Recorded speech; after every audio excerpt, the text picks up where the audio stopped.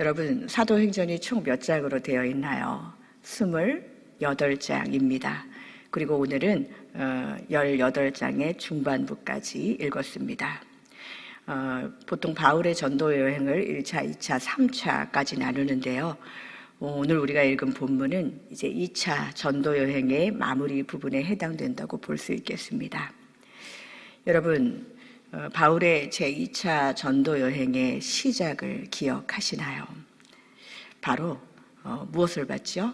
환상을 보았습니다. 마게도냐 사람이 환상 가운데 바울에게 나타나서 건너와 우리를 도우라 라는 그 환상을 바울이 보게 되지요. 바울은 그 환상을 보면서 자신의 계획을 접게 되고 유럽으로 선교의 영역을 확장하면서 성령께서 진정으로 바울에게 원하는 사역인지 무엇인지 알게 됩니다. 그런데 오늘 이 2차 선교여행의 마무리에 다시 환상을 보게 됩니다. 그 환상은 다른 이가 아니라 주께서 친히 말씀으로 나타나시는 환상이었습니다. 오늘 본문 9절과 10절이 그것입니다. 주님은 이렇게 말씀하시지요. 두려워하지 말며 침묵하지 말고 말하라. 내가 너와 함께 있음에 어떤 사람도 너를 대적하여 해롭게 할 자가 없을 것이니 이는 이 성중에 내 백성이 많음이라. 이 말씀은 굉장히 따뜻하고 또 친밀하게 주님을 느낄 수 있는 그런 본문입니다. 왜 주께서 친히 환상 중에 나타나셔서 이런 말씀을 하셨을까요? 바울을 대적하고 비방하는 유대인들도 많이 있었지만 그래도 지금 고린도에서 회당장 그리스보와 또 수많은 고린도 사람들이 바울의 복음 증거를 듣고 믿게 되고 세례를 받았다고 하는 말씀을 우리가 오늘 읽었습니다. 이 정도면 성공적인 선교가 아니었을까요? 그런데 주님은 그 밤중에 바울에게 나타나셔서 제일 먼저 하신 말씀이 두려워하지 말라였어요. 여러분들 실제로 고린도 전서 2장 3절을 보면 이 고린도에 대한 바울의 마음이 잘 나타나 있죠. 거기 보면 내가 너희 가운데 거할 때에 약하고 또 두려워하여 심히 떨었노라 라는 말이 기록되어 있습니다.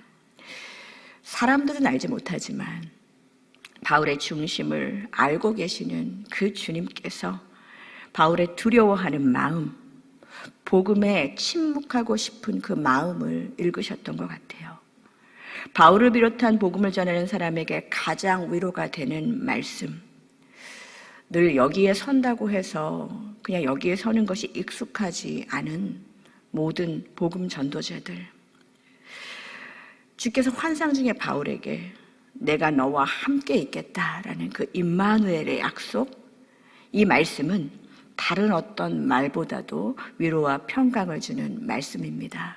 우리가 어렸을 때 막 올라와서 장기자랑이나 재롱잔치 같은 거 할 때 엄마가 막 손 흔들어주면서 엄마 여기 있어. 그 정도와는 비교할 수도 없는 그런 엄청난 위로와 힘을 주는 그런 하나님의 말씀이라는 거예요. 버틸 수 있는 용기, 그 힘을 주시는 말씀입니다. 그리고 바울은 고린도에 더 머물러야 하는 이유, 이 성중에 내 백성이 많음이라. 너는 많은 핍박을 당한다고 생각하지만 이제 만나게 될 거야. 이 성중에 내 백성이 얼마나 많은지를 만나게 될 거야 라는 그 하나님의 말씀을 기억하면서 바울은 고린도에 1년 6개월을 더 머물게 됩니다. 여러분, 보통 이 좀 더 머물고 싶다, 이제 여행을 가거나 새로운 지역에 가면 보통 더 있고 싶다라고 한다면 정서적으로 평안함을 느끼거나 아니면 환경적으로 좀 안락하거나 또 상황적으로 안전함을 느끼는 것이 보통입니다. 여기 좀 더 있고 싶다라고 그렇게 생각하죠. 그렇다고 해서 고린도라는 이 도시가 발달되지 않은 막 저오지는 아니었어요. 여러분들 아시다시피 이 고린도는 발달된 국제 무역 도시였죠. 그러나 그곳은 전도하기에 좋은 곳은 아니었어요. 성적으로 문란했었고 부패가 또 비행이 만연한 도시였죠. 지적 수준도 높아서 함부로 섣불리 말하는 것도 쉽지 않았습니다. 그런데 주님은 이곳을 예루살렘과 안디옥 다음으로 이 하나님의 선교의 제3의 전초 기지로 계획하시고 바울에게 이 두려운 마음과 또 복음에 대해서 침묵하고 싶은 마음을 위로하고 달래시면서 1년 6개월을 더 머물게 하시고 그냥 널브러져서 퍼져 있는 안식년이 아니라 하나님의 말씀을 그곳에서 전하게 하시고 가르치게 하셨다는 것, 이것이 하나님의 바울을 향한 계획이었습니다. 분명히 바울이 들은 환상에서는 주님께서 이렇게 말씀하셨죠. 어떤 사람도 너를 대적하지 않을 것이다. 어떤 사람도 너를 해롭게 할 자가 없을 것이다. 이렇게 말씀하셨어요. 근데 여러분 12절을 한번 볼까요? 12절에 보면은 갈리오가 아가야 총독되었을 때 유대인들이 일제히 일어나 바울을 뭐 했다고 그래요? 대적하여 법정으로 데리고 갔다라고 기록되어 있습니다. 분명히 환상에서는 어느 누구도 대적하지 않을 거라고 말씀하셨잖아요. 그러면 바울이 본 이 환상은 허상이었을까요? 그냥 바울 혼자 생각했던 괜찮을 거야, 잘 될 거야 하는 마인드 컨트롤이었을까요? 이 법정까지 간 바울이 붙잡아야 했던 이 하나님의 약속, 그것은 지켜지지 않은 것이었을까요? 많은 생각이 드는 본문입니다. 이 환상 중의 약속은 그런데 굉장히 신비한 방법으로 이행이 됩니다. 두려워하지 말아라. 침묵하지 말고 말해라. 이것에 대해서 하나님은 그냥 환난 없이 평탄대도를 열어주신다는 의미로만 맹목적으로 믿어라 라고 말씀하신 것이 아니라는 것을, 어떠한 형편에서든지 이 복음 전하는 자가 우리가 마주했던 그 어떠한 형편에서든지 두려워하지 말고 네가 말해야 할 것을 침묵하지 말고 말하라 라는 것임을 더욱 선명하게 이 사도행전의 저자인 누가는 드러내고 싶었던 것입니다. 이것은 오늘날의 교회가 이 사도행전을 읽으면서도 읽어내야 될 그 메시지입니다. 어떤 환난, 어떤 고통도 없을 거야가 아니라 어떤 상황을 마주하든지 두려워하지 말라입니다. 여러분, 당시 아가야의 총독은 이 갈리오라는 사람이었습니다. 유명한 철학자 세네카의 형제라고도 합니다. 저는 세네카라는 말을 어렸을 때 코미디 프로그램 네로 25시에서 처음 들었었는데요. 이 세네카, 이 네로 황제의 스승이기도 하죠. 세네카는 명언을 굉장히 많이 남겼습니다. 제가 예전에 세네카를 잠깐 이렇게 좀 보면서 그가 했던 말 중에 이런 말이 있어요. 최악의 결정은 어떤 결정도 하지 않는 것이다. 이런 명언이 남아 있는데 오늘 그의 형제인 갈리오의 이 냉정한 결정에서 제가 잠시 이 세네카의 명언이 떠올랐습니다. 2차 선교 여행 내내 바울을 괴롭혔던 유대인들은 계속 같은 연장선에서 이 선교사들을 고발합니다. 바울이 전하는 이 복음이 이 로마의 그 국가의 질서와 권위를 파괴하면서 소동을 야기시킨다는 그 내용, 여기 고린도까지 이어집니다. 그때 바울이 얼마나 무언가 항변하고 싶었을까요? 그리고 주께서 환상 가운데 두려워하지 말고 침묵하지 말고 말하라 했을 때 뭔가를 말하고 싶었을 것입니다. 그런데 14절을 한번 보겠습니다. 14절에 보면 바울이 입을 열고자 할 때에 말하고 싶었겠죠. 갈리오가 유대인들에게 이르되, 바울의 말을 가로막고 친히 이야기합니다.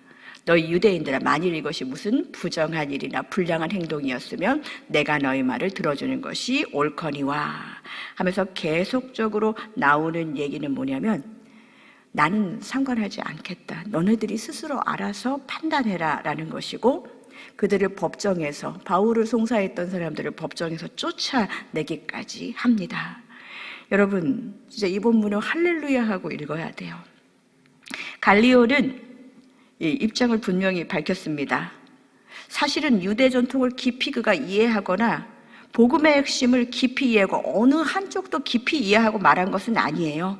그냥 그는 여전히 그리스도인들이 유대교의 한 분파 중에 하나 정도로 생각하면서 내가 판단할 일이 아니라고 분명한 결정을 하죠.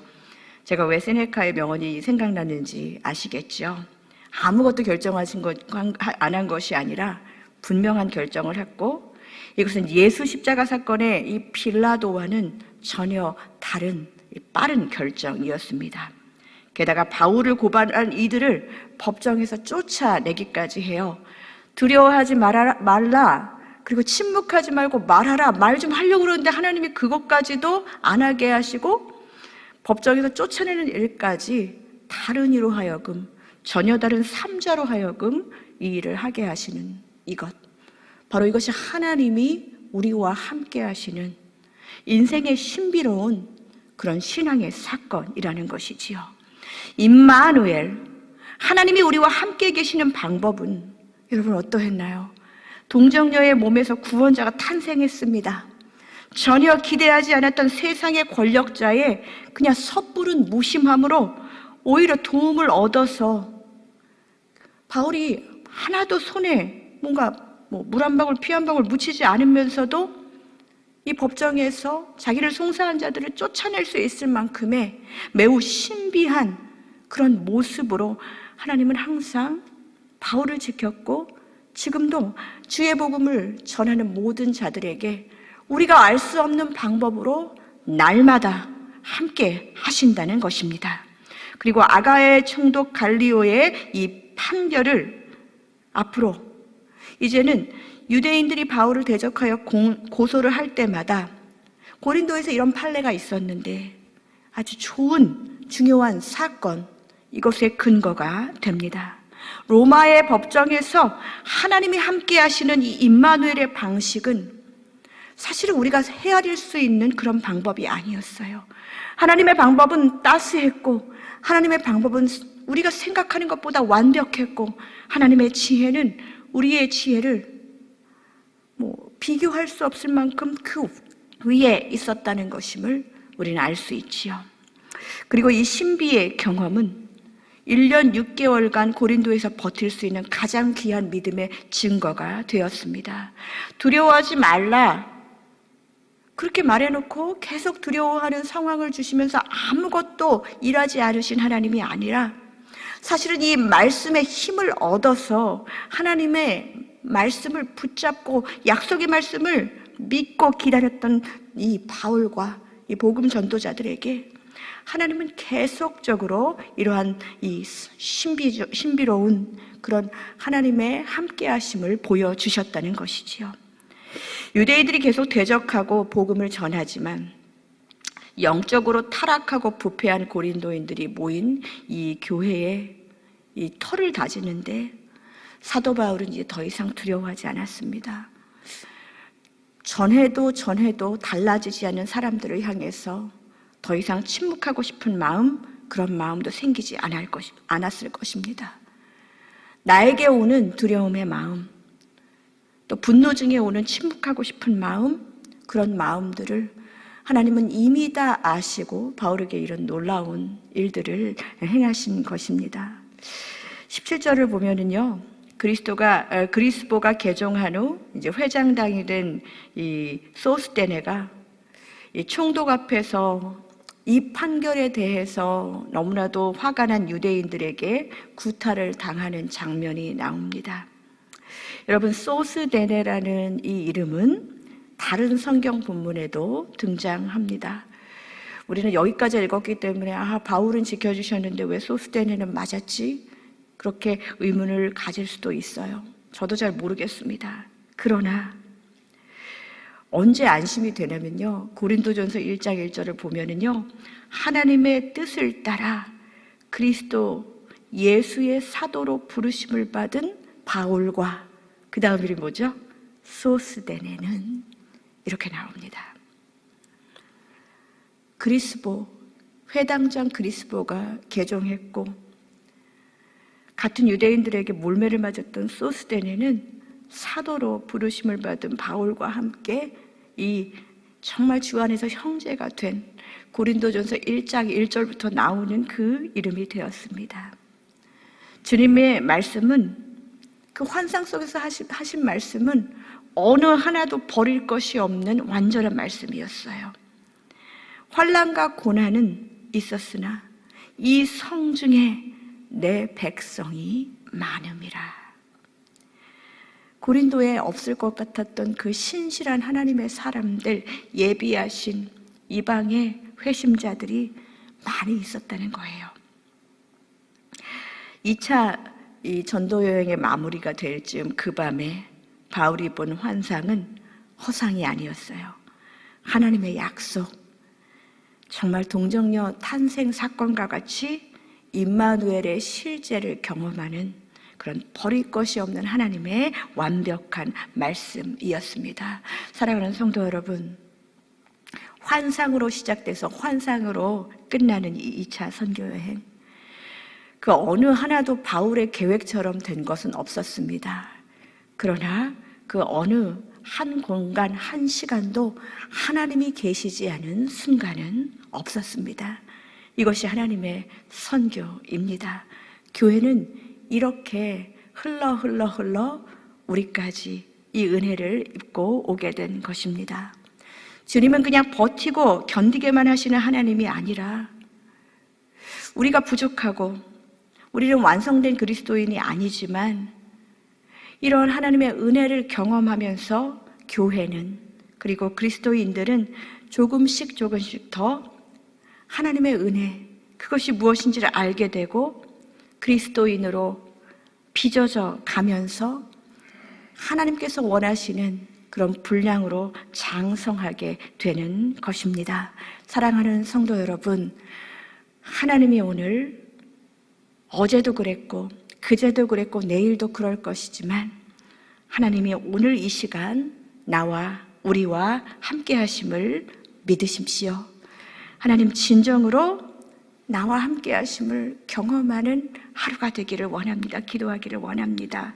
우리는 다른 어떤 것보다도 임마누엘, 하나님이 나와 함께 하신다는 그 진리만으로도 충분히 은혜의 하루를 넉넉하게 살아갈 것입니다. 주님 붙잡고 믿음으로 승리하시는 이 하루가 되시기를 간절히 축복드립니다. 함께 기도하겠습니다.